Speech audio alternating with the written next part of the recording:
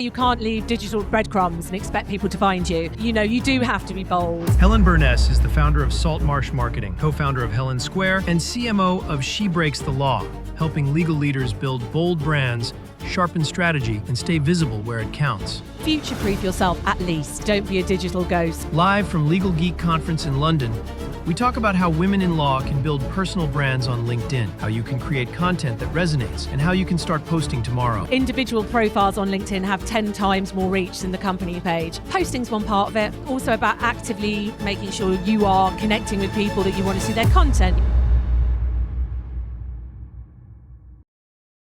Helen, Hi. nice to have you on the show. How are you? How was your Legal Geek? Yeah, it's the first year I have had formal speaking responsibilities. Usually I just come here and I network and I have chill. a lovely time and I meet people and I take in content. And this year was my first workshop. And yeah, it felt really big. Like I've had to really watch the time and make sure that I eat and hydrate and I'm responsible. And had food. And now I've had to do this. So yeah, it's felt different, like actually doing a talk rather than just coming and consuming. Nice. And your workshop was about content, about personal branding, about LinkedIn for female lawyers, a lot of topics. But what was the main message of your workshop? So it was about how to build a bold and credible brand online as a woman in law and as an ally. So we had a lot of women in law, but we also had a lot of men who want to amplify women's voices. But it was about allyship in general as well, just how to be a good ally for communities that need support right now. And what is the difference between when a man and woman when they are building personal brands, for example, on LinkedIn? Is there a difference? Well, no. Not really in terms of how to approach it. Is there a difference in terms of, the algorithm? Yes, I shared some of those stats. There is a difference? Yeah, I mean, I think we are living in a world where, we have to be aware of algorithmic bias, right, with all technology. And it is built into all platforms. With LinkedIn, it's interesting because it's a bit of a mix of platform behavior, but people behavior as well. So there've been some experiments with creators who have, really similar size followings, sharing exactly the same content, 2 men, 2 women, and the men's content outperformed the women's content. Is that the platform or is that just people behavior? Because people are more likely to connect and engage with the voices of men, particularly men who are in leadership and technology. So it's hard to see some of those algorithmic biases at play, but my whole workshop was about this is why you can't afford to be invisible as a woman in law, because the system is not, it works against us. You are not invisible at all. No, at I'm LinkedIn. not. You are very visible in a good way. Well, when did you start posting on LinkedIn so actively? So I have been on LinkedIn. I've always been a very early adopter of social media. So I was one of the first people on like Facebook, and I've always loved it because I've always fought against. I don't think anyone should own your voice. And when I was employed, I felt like I don't have a voice. It's got to be the company's voice. And I don't always agree with the company's voice. So I love the fact that we democratized this central marketing process and gave people these platforms to define their own narrative and tell their own story. I think that's so important that everyone is able to own their own story. So I was on LinkedIn. I started using it when I was in my law firm. And then, just to be on it and connect with stakeholders in a big global law firm. Then I moved to the bar. And I saw it could be a really useful tool for business development because I had a business development role. And then I worked for a startup where I had no budget. So I was like, oh, okay, but I do have free channels with LinkedIn and Twitter as it was at the time. So I really harnessed the power of LinkedIn on the company level, but also on the founder level. We drove a lot of the profile and the marketing for that business. It was called Hailbury through the 2 founder brands. So I've always been doing kind of a lot of personal branding, encouraging people to leverage the power of LinkedIn for a long time now, before it became the playground it is now. Is it a playing ground now? It is definitely more of a well, it is a professional playground. Professional playing ground. It is, since it's changed so much. Yeah. It's changed so much. And I think, people realized during the pandemic that when everything was taken away, how are you going to be visible? How are you going to connect with people? How are people going to know you're there? And it became that transformed it really as a platform. And, you know, now it's becoming just business critical really for business law. I'm like, we are living in a world where, you know, people will put your name into Google, people will put your name into LinkedIn, people put your name into ChatGPT, and you need to be purposefully discoverable. And, you know, that's hard for a lot of senior legal professionals, because we come from this culture of quiet excellence where it's like, if I'm just really good at my work, people will find me. But the game really has changed. So you need to be out there and you need to show the world that you are very good at what you're doing. absolutely. Yeah, you can't, I always say you can't leave breadcrumbs and expect people to find you. You know, you do have to be bold. And I know it doesn't come naturally to some people. And that's what my workshop was about, really, to go, you know, connect with that purpose about why you as a woman should be being bold, because we need to kind of, you know, make sure these systemic, you know, cultural issues are not exacerbating gaps.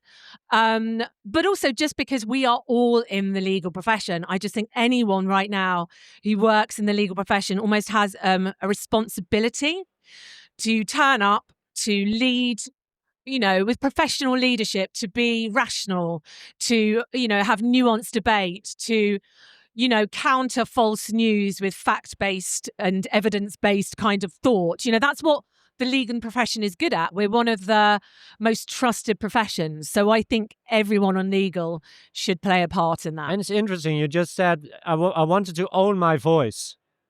And to own your voice, you need to show yourself, and you need to post, and you need to create content, and you need to show the world that you are an expert in your field. But for a lot of lawyers, it's scary. It's scary to own their voice and to especially show it. Why are they so scared of, for example, posting on LinkedIn? It's a really, I was talking about this in my workshop, and I was saying, as humans, we're really uncomfortable with being visible. And that goes right back to, you know, Neanderthal times, because if you make yourself visible, you're much more likely to get attacked by a saber-toothed tiger. It's, you know, it was about hiding. And, you know, I think we are humans. We've evolved to feel more comfortable when we're invisible. So there's a basic human barrier there about, I'm going to put myself out there. And yeah, you will put yourself open to criticism, to judgment, you know, because suddenly you're visible. How was it for you? What, me putting myself out there? Yeah, and then maybe getting some criticism or judgment. Yeah, it's really hard for me, because I am a neurodivergent woman, so I have enormous rejection sensitivity dysphoria. So if I get criticism, I really feel it, and I have a lot of safe spaces that I go to offline, that if anything like that happens, I know I can go to those spaces and get a bit of a wellness check, get a bit of a safe check. And like not go online, but go offline to, I don't know, shut yourself up for what is then online happening? I think I go to safe and trusted spaces, and those might be online. They might be on LinkedIn with people I know and I trust. It might be in my DMs. It might be in my email. But I think what I do is just take myself off like full visibility mode and make sure I'm with people that will nurture me and make me feel safe again. I think that's really, if you do grow a big following on LinkedIn and you are really visible, I think that's really important, because, I mean, going back to, like you were saying, barriers for lawyers and why lawyers feel it's so uncomfortable. You know, we do work in a regulated profession. Lawyers have professional obligations. We are really critical as a sector. Really critical. As persons also, very critical in what we do. We do, and we love to judge. It's where, you know, because we are a sector of judges. So as humans, it's hard to be visible. And then as lawyers, you have this additional barrier because of the profession. And then for women, there's an intersection there as well of being like, you know, I'm a human, or I'm a lawyer, or God, I'm a woman. So a lot of the women I speak with, you know, really struggle. They don't want to be too much. They don't want to be too loud. You know, they don't want to attract criticism. And those aren't confidence problems. They're, you know, systemic, they're cultural, and increasingly they're algorithmic. But I have the feeling we are now living in an AI age, that personal branding and owning your voice is getting more and more important. Yeah. Also because of AI and because of, okay, AI can create a lot of content in seconds, in minutes, but a lot of it is not, I don't know, that valuable. There is no personality attached to it.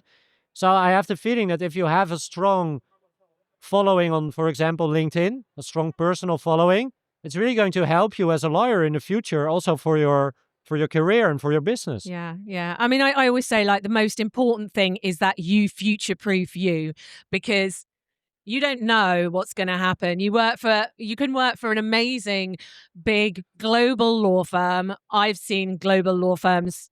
I'm sure this won't happen to any. I've seen them collapse overnight, right?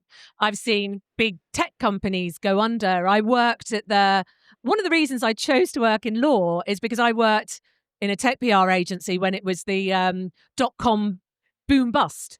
And I just saw companies disappear overnight. And you've always got to be thinking, if that happened, like, I want people to know who I am. I don't want to have to start from scratch in telling people who I am, what I do, who I do it for. Ideally, you want opportunities to come to you. So I always talk about, even if you're not using the platform for lead generation or to connect with global stakeholders, maybe you don't have, people say, well, there's no point me being visible because I don't, have client responsibilities or blah. And I'm like, no, but future-proof yourself at least kind of, don't be a digital ghost. But how can you start future-proofing yourself tomorrow if you are a bit afraid of starting to post? Yeah, and I think it's not all about posting.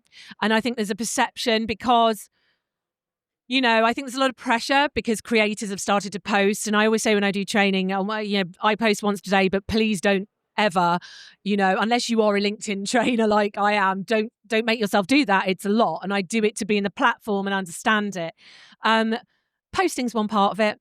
But, it's also about actively developing your network, making sure you are connecting with people that you want to see their content. You're following people you want to see their content. Responding, liking. Yeah, responding, commenting. Comments have huge visibility.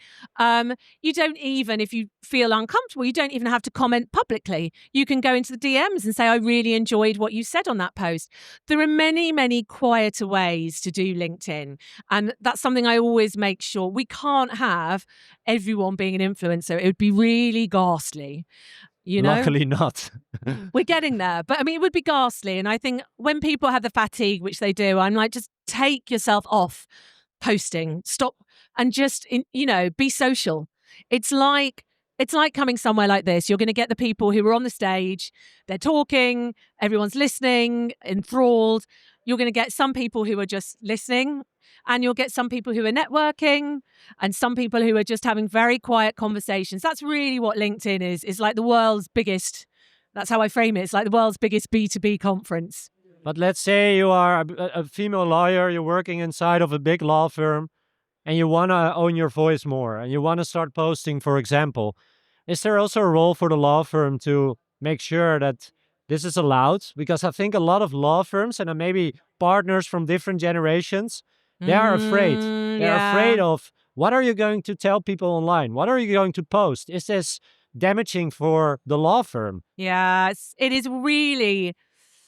The progressive law firms really get it, and they are balancing. And I've just done training for a cohort of associates at a great firm. If you look at social media policies, it's a policy. If you just took the policy, you would never post, because it is, it is quite, what's the word? It's quite scary language. So that kind of immediately makes people, and they're lawyers, right? So they're like, oh, the policy. But the good firms support that with really good training, preferably with me, but it can be with anyone. Good training that goes, actually, this is not a blunt, because LinkedIn can be a very blunt tool. And if you don't train people on it, people can stray into the I'm just going to turn up and make noise, chuck muck at the wall, hope something sticks. And actually, that's when it does end up being damaging, because people end up posting without strategy, not knowing their audience, not really knowing what their goals are, their message is not clear. And, maybe they do things wrong. Maybe they do come back on the firm. So I believe firms have a real responsibility from a learning and development perspective now to invest in their people to really understand how to use LinkedIn as a tool, to be a great brand advocate for the firm. Because actually, individual profiles on LinkedIn have 10 times more reach than the company page. So really, when it comes to share a voice, the smart firms are really empowering their employees to go out there and have their own voice, but also represent the firm. And how will AI change this whole process? Is it going to change, or is it staying the same I don't in a know. certain way? I don't know. Oh God, I don't know.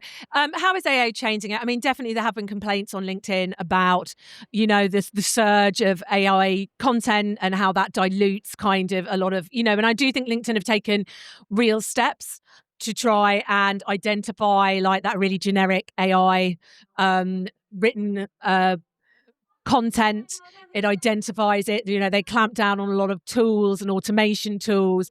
I do think they are taking steps, but it does give more people the access to be able to create, because I think some people really struggle with starting from a blank page. And actually, if you use AI in a really, sophisticated way with a custom GPT that you've changed in your tone of voice, then it can help. So I think it will mean more people create. And to close this conversation, how do you make sure that you stay unique?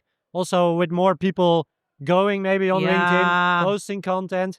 I mean, you are inventing yourself all the time, trying to make new kinds of content. Any golden tip or advice how to invent yourself again all the time? My God. I mean, honestly, it is a little bit exhausting. You do have to keep an eye. I think you have to listen. I think a lot of it, and people again forget this about social media. I'm like, it's a brilliant listening tool. And, listen to your audience, look at what they are responding to, understand what is going on in your sector.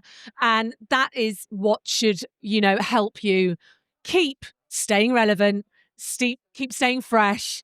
And I think you have to be really careful not to mimic.